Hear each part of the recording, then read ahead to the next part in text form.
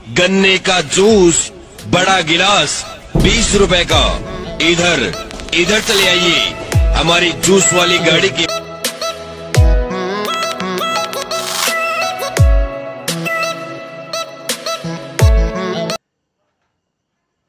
नमस्कार, मी वंदनास pure veg किचनमध्ये तुम्हा सर्वांचं मनापासून स्वागत आहे। आज आपण बनवणार आहोत ऊस न वापरता ऊसाचा रस। त्यासाठी लागणारे साहित्य आहे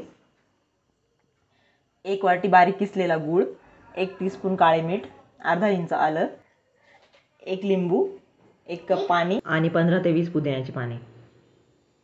सर्वप्रथम एका मोठ्या बाउलमध्ये आपल्याला हा गूळ काढून घ्यायचा आहे किसलेला। हा गूळ जो आहे तो तुम्ही किसून घेऊ शकता किंवा बारीक सुरीने कट करून घेऊ शकता किंवा खूपच जर कडक असेल तर तुम्ही मिक्सरच्या भांड्यामध्ये फिरवूनही घेऊ शकता। आता यामध्ये आपण 1 कप पाणी टाकणार आहोत।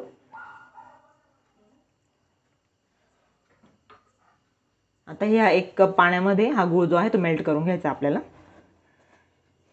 हा गूळ पूर्णपणे प्रॉपरली मेल्ट होईपर्यंत आपल्याला हे हलवत राहायचं आहे। अशा पद्धतीने गूळ हा व्यवस्थित मेल्ट झालेला आहे, बघू शकता तुम्ही। आता हा मेल्ट झालेला गूळ जो आहे तो आपण छान प्रकारे मिक्सरच्या भांड्यात गाळून घेणार आहोत। अशा प्रकारे मिक्सरच्या भांड्यात आपण अशा पद्धतीने गूळ गाळून घ्यायचा आहे। आता हा गूळ मिक्सरच्या भांड्यात गाळून घेतल्यानंतर आपल्याला त्यामध्ये लिंबू टाकायचा आहे, 1 लिंबू।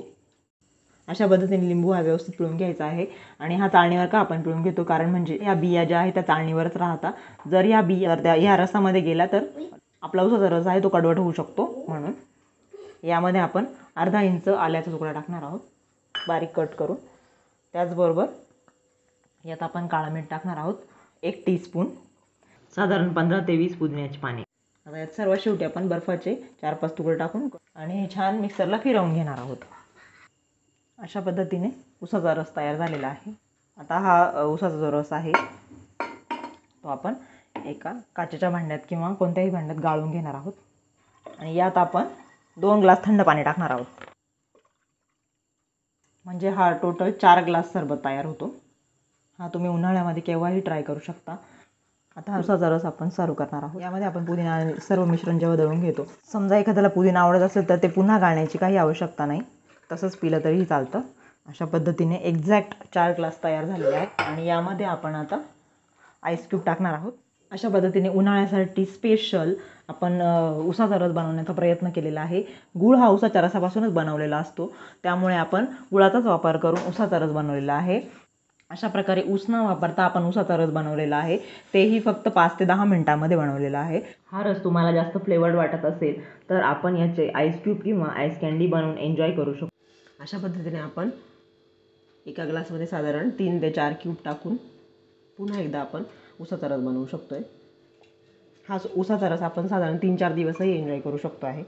आता यात थोडं पाणी टाकून या पूर्ण आईस क्यूब आहे त्या मेल्ट होईपर्यंत हलवून घ्यायचं आहे।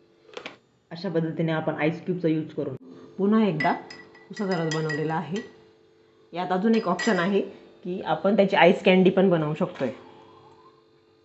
हे बघा, अशा पद्धतीने तुम्ही एखाद्या फुलपात्रामध्ये आईस्क्रीमची काडी टाकून असं हे जे लिक्विड आहे ते टाकून द्यायचं आणि लगेच त्याची आईस कँडी बनते आपली, बघू शकता। अशा पद्धतीने तुम्ही हे केव्हाही एन्जॉय करू शकताय। म्हणजे अशा पद्धतीने आपण गुळाचा वापर करून ऊसाचा रस तसेच त्यापासून आईस कँडी बनवण्याचा प्रयत्न केला आहे। तुम्ही रेसिपी घरी नक्की ट्राय करा, तुम्हाला नक्की आवडेल आणि मला कमेंट करून सांगा कशी वाटली रेसिपी। आणि ही रेसिपी आवडल्यास चॅनलला लाईक, शेअर आणि सबस्क्राईब नक्की करा। Thank you so much for watching my video.